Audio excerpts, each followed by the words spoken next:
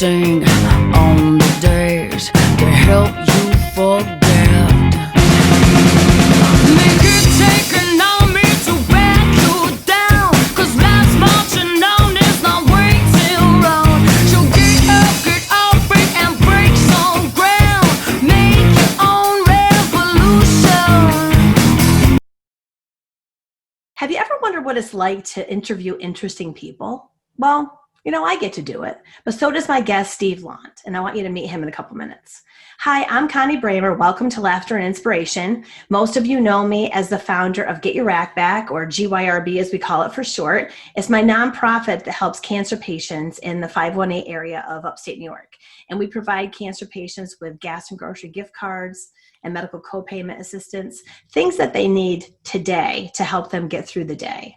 I'm also the author of How Connie Got Her Rack Back, and I'm a contributing author to Chaos to Clarity, Crappy to Happy, and The She Shift. Before you meet my guest, let me tell you a little bit about him. Steve is a father of 4. God bless him. That's all I have to say. A wonderful husband, a veteran, and he is the host of the podcast, People You Should Meet. And I love the title of his podcast. So I want to learn more about Steve tonight, have you guys get to know him, and perhaps you'll start following him on his podcast. So Steve, welcome to the show. Hey, Connie, thanks a lot for having me. I do appreciate your time. I'm really excited to have a fellow podcaster on tonight. So, I have a lot of things I wanted to ask you. And I guess the first thing I want to ask you is about, serving our country. And I want to thank you for that. You've sacrificed a lot to do that. And I know that you said you've served in the U.S. Navy. I almost said Navy. Army. I almost said Army. That would have been, That's all right. The Navy, the U.S. Navy for 8 years. So what made you choose the Navy over all the different military disciplines, and how did that change your outlook on things? Well, first of all, I chose the Navy specifically because my grandfather was in the Navy, but I really didn't, to go back a little bit, I really didn't know what I wanted to do with my life. So when I was 17, the recruiter came to our high school. This is back in 1998. So You're so young. Yeah. You're so young. I'm dating myself a little bit. So there's this test called the ASVAB, and this is basically an aptitude test for anyone who wants to join the military, or even if, you just want to take it and just see how you do. So I said, you know what? I really don't know what I want to do. I really wasn't looking into colleges at the time. I knew I have to do something once I'm done with high school. So I said, let me take this test. And obviously it's free, and they came right to the school, and there was a bunch of us who took it, and I did fairly well on it.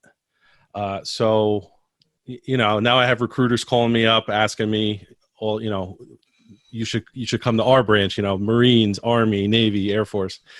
So I always heard my grandfather talk about the Navy and how much he loved it, how much he learned from it. So I said, you know what? I want to give it a shot. So going down to what they call MEPS, it's basically where you go and they poke and prod you, and you take all these other tests and things like that. And so I go to MEPS, and it's down in New York City, and I take another test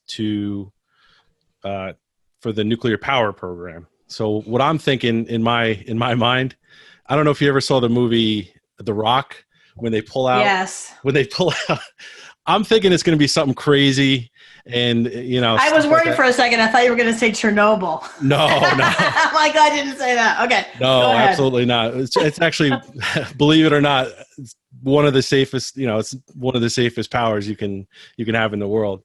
And the Navy has an excellent service record with that. So I took this test, and it turns out I was qualified for this program, the nuclear power program. So I ended up signing up for the military, and I ended up going in October. So I didn't go in right after I graduated high school. I actually waited, about 4 or 5 months. I worked with my uncle in construction. So, I sweated my butt off during the summer, try to get in a little better shape before going to boot camp. Yeah, the whole thought of boot camp, listen, I only run when I'm being chased. You have to run, you have to run 2 times a year in the middle. Well, you get tested 2 times a year. So once you get out of boot camp, it's pretty much on your own. And I hate running myself too. So I always joked we only have to run 1.5 miles. So 3 miles a year. That's all I ran. Yeah, but what was the time constraint on it? Oh yeah, no, the time constraint. I was like sucking 5 minutes or something. What was the time constraint? It all depends on your age. So at the time, I'm 18, 12, 13, 15, 30 minutes for me, right? Yeah. Yeah. For me now, yeah, it'd probably be 25, 30 minutes, and I probably still couldn't do it. It instilled a sense of pride in me. It instilled a sense of teamwork, and it really did hone my problem solving skills, if you will, and it's just something that unless you go through it. And this is for everyone who's been in the military, not just the Navy, because, it's just something that until you experience it, it's really, you can't really describe it to someone who hasn't been through it. Well, we appreciate your service for sure. No, I appreciate you saying that. Yeah. And, that's something that, my mother we always did as a kid. Like if we ever saw a service person and their, fatigues or what are in their uniform, we always said, thank you for your service. And I don't think people do that enough, so I hope that, how do you feel when someone comes up and says that to you? Well, I was just about to say, for me personally, I appreciate it. I really do, but it almost makes me feel a little awkward sometimes. Well, yeah, that's kind of the thing I wonder too. But you know what? I think it's important that we all recognize people who do that, do what you did. It's important. It's important. And I thank other service members too, because I've been out since 2007. So I've been out for a while. So whenever I see a service member, I try to go up to that person and say, thank you very much for your service, or here, cut me in line, or, whatever. And you can always tell it's almost like a little humble thank you. Yeah. I had 2 brother-in-laws in the Marines. Those guys are serious, man. I mean, talk about boot camp. Yeah. The Marine boot camp makes every other boot camp look like a cakewalk. So, I never mess with those guys. Well, I appreciate you telling us about it, because it's a lot that people don't understand about it if you're not a military person. I'm not in a military family, so I don't know much about it. So I really appreciate you telling us a little bit about it. So how did you come up with the idea to host your podcast? Like, where did that all come from? Well, I've always enjoyed listening to podcasts, and I actually listened to a podcast by someone by the name of John Lee Dumas, and he had a whole series on how to actually start your podcast. And he actually didn't make it sound, I don't want to say he didn't make it sound too difficult. I always thought you had to have all of this special gear and, know someone in the business, and, you had to have thousands of dollars and things like that. Nowadays, if you wanted to, you could just record off your phone. Right. So I always was interested in hearing what other people's stories were, kind of like, what you're doing here. And I said, it's almost like a selfish thing in a way, because I wanted to hear their stories, but I figured why not record them and put them out there for everyone else to hear. Maybe they'll get something out of it. Well, and that's exactly right, because, I've interviewed, and I'm new to it. You and I are actually kind of both new to it, but I'm new to it, and I'm saying to myself, I don't know what the hell I'm doing. I'm just I'm just winging it. Actually, every time I do one, I wing it. I'm like, I'm winging it. So I've learned a lot from people. It's been pretty insightful for me. And I love to learn from people. I think, I was talking to my kids about this. We don't have as much interaction with people as we did when you and I were kids. Absolutely. Everything is like social media, texting, checking, like you can see people afar on Facebook and see their wonderful life or whatever. And you don't get to talk to people the way that we did before phones, before podcasts, So I love the idea of being able to speak to people and find out more about them. So what's your goal with your podcast? Like I said earlier, my goal is for really is to really, sound kind of corny, but to touch someone, you know, to kind of have a little nugget of information or a little nugget of wisdom from one of my guests, or maybe even from me, you know, go out to someone and maybe spark something in them, or pick them up when they're feeling a little down. And just, you know, it's also a great medium for just getting the word out there for other people. I really do enjoy helping other people in that way. And, you know, there's a lot of people who I've interviewed. They should have their own podcast in my mind. Oh, yeah. Well, I wanted to ask you about Cersei, because we both love the band Cersei, and Cersei is Melanie Kramer and Rich Labuti. And first and foremost, they are wonderful people, like good souled people. And they write beautiful music. I mean, they're like a 2-person band that just is extraordinary. I mean, if you listen to them, you think they're like a 5-piece band. I always say that to them. And in fact, the music for my podcast is one of their songs, Revolution, that was written and performed by them. And I loved talking to them, and I learned some new stuff about them. Did you learn anything new when you talked to them? They didn't know? So we actually talked about Revolution on the show. Oh, we did. Okay. Basically, you know, and I'm not going to say it all because I want to leave the audience a little titillated. So they'll absolutely. But basically, it was almost like I don't want to speak for them, but it was almost like a coming of age, or like a screw you to the music industry or to this whole process, because, you know, they were getting. It sounded to me like, you know, this is their first album where they're really doing it on their own, and they're really, you know, on their own terms. Absolutely, yeah. You know, and they have this unique sound that they want to project out to people, and, you know, people in the industry, quote unquote, are telling them, no, you should sound like this. You know, you're a female voice, and this is how you should sound. And she's like, both of them are basically like, screw you. Right. This is what we want to do. We're going to put a freaking float solo in a rock song. Yeah. Well, I laugh with her about it because I played the flute growing up, and I still have my flute. And awesome. I took it out one day. Sometimes it sounds so stupid kind of, but like when I want to just relax sometimes, I used to, when I had my old house that was a finished basement, I used to go into my basement and just play. I would pull out some sheet music I had from college, and I would just play. And it's so peaceful, you know? So anyway, I took my flute out. She and I were laughing about it on my show, how I took my flute out and I tried to play like with the spitting thing that she does. I spit everywhere. So it's kind of funny. But check out my, you know, both of our shows with Cersei. Were they your first episode? They were my first. Third. Yeah, I know they were your first. I listened to it. It was awesome. Oh, it was a riot. It was really great. Yeah, you got to laugh. So awesome.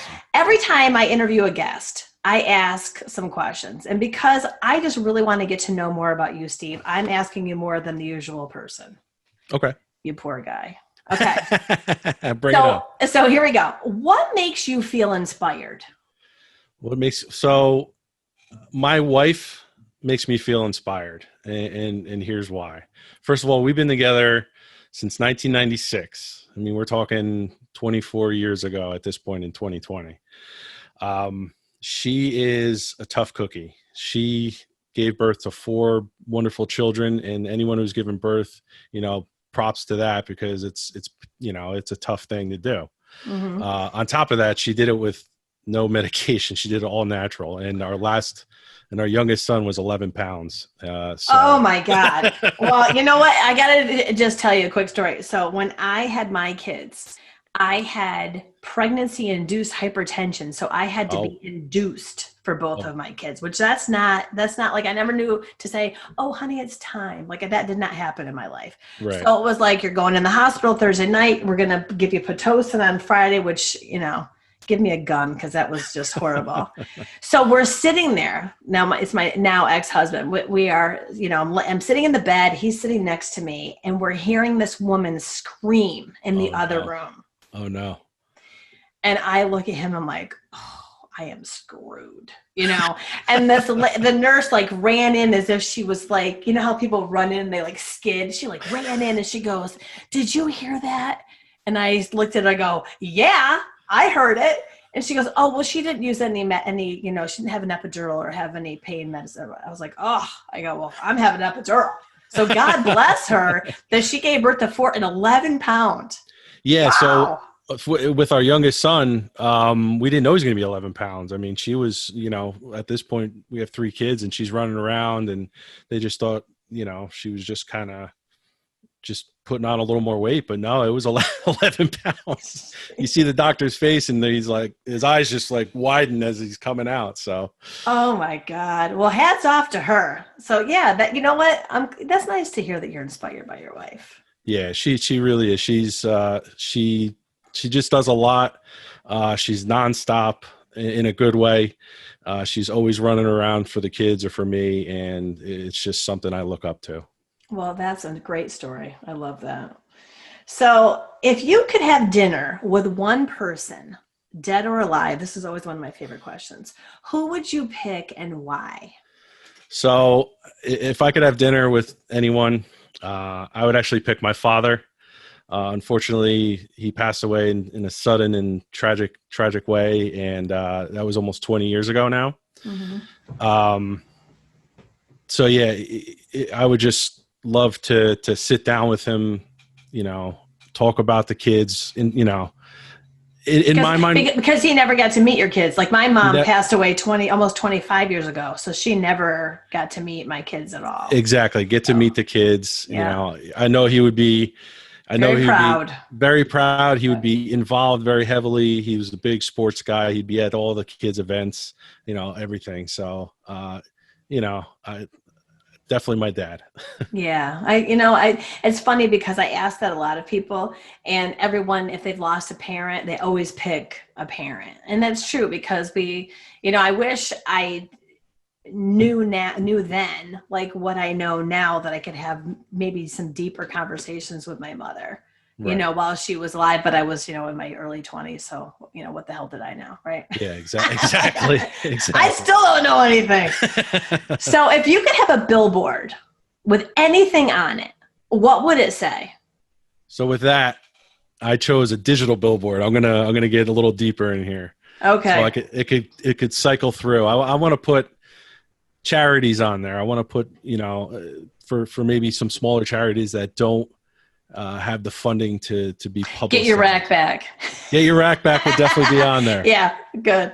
I would also put the phrase "You are worth it" in all capital letters, and that's just for anyone who might be driving by and might be having a crappy day, or something crappy is going on in their life, and just maybe they look up and it's just a little spark of something good there.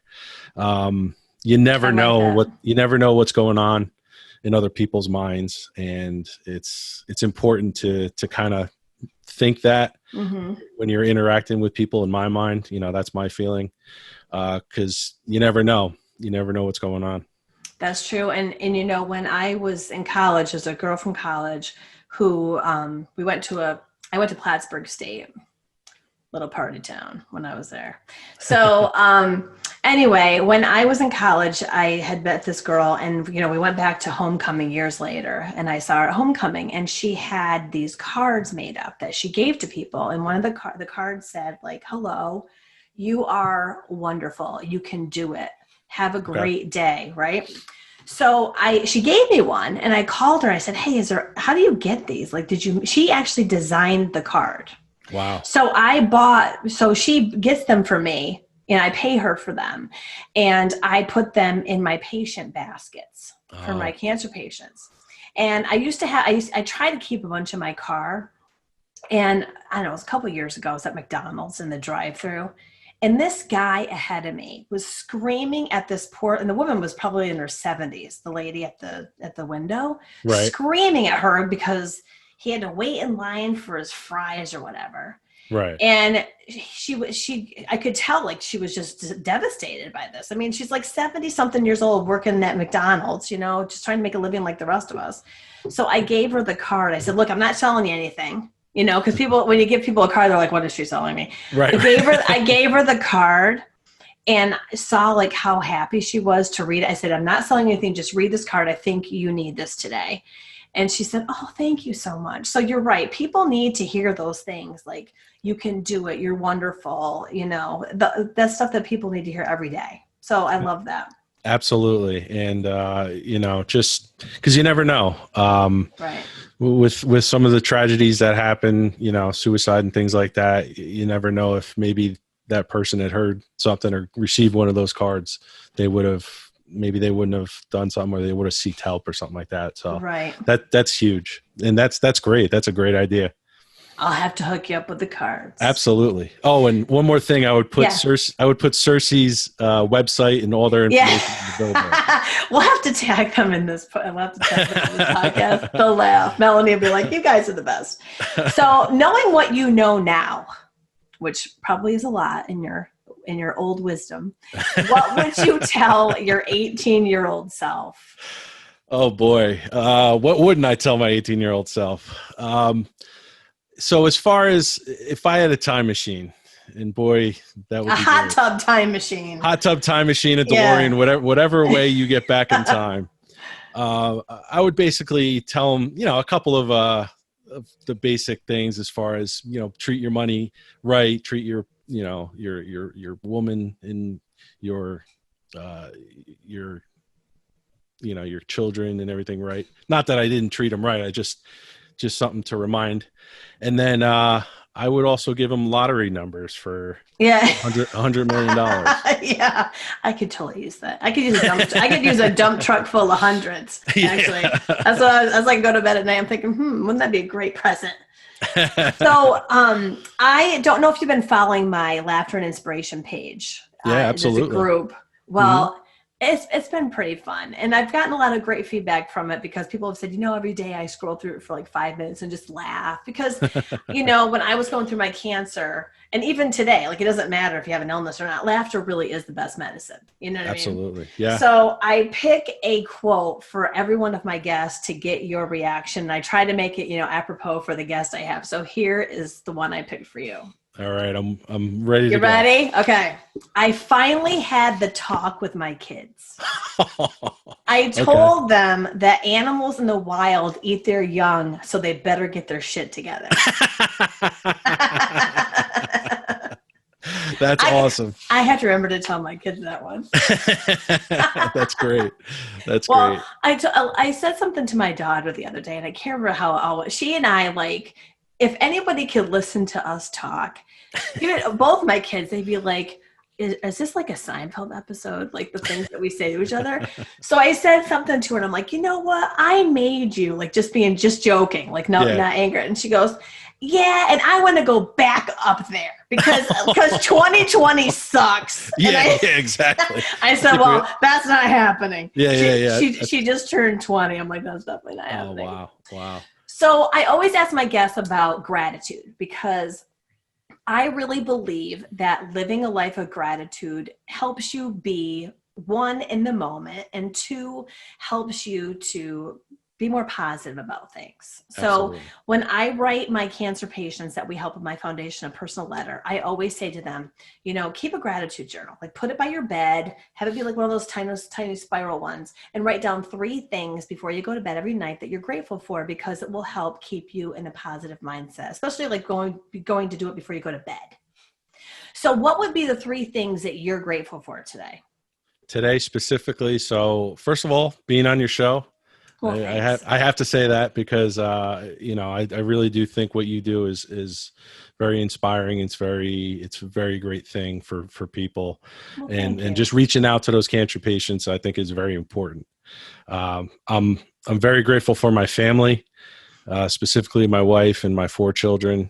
And I'm just grateful to be alive. There's a lot of people out there, especially with everything going on, that are not with us anymore. And it's unfortunate what's going on. It's unfortunate with other things that happen, but just to, to be grateful to be on this earth and just to be able to have a day. We're towards the end of the day now, and you got to look back and just be grateful that you were even here. Absolutely. My mother used to say, I'm putting my feet on the floor today. That was one of her things she would say. And it's true. Like, you have to be grateful for putting your feet on the floor and, enjoying your day. We all have something to contribute, you know, and we just need to make the most of every day. And I really appreciate you talking about that, because I learn something new every time I ask that question, because people always have an interesting answer to that. So thank you for sharing your thoughts on that. Yeah, absolutely. So how can people find out more about you? Like, how can they find your show? So you can find it. It's on Libsyn, basically peopleyoucanmeet.libsyn.com. You can find me on Apple Podcasts, just People You Should Meet, and Spotify for right now. And I'm working on getting up the other links and all that too. You can hit me up. I'm Stephen Lont on Facebook. If you want to follow me or be friends, if you need anything, just let me know. And you're so great. So yeah, that's how people can find me. Well, good. Well, I'll make sure I have all the links up too. So Thank just you. so you know that. So if you'd like to know more about Steve, myself, or this particular episode, you can check out our interactive show notes on speakingtotheheart.org. Steve, you are just like a ray of sunshine. I think you're awesome. Oh, thank you very much. I really appreciate you having me on. And again, listen to Cersei music. That's what happens. Yeah. That's what happens when you listen to Cersei. You get happy. Yes, you definitely need to listen to Cersei.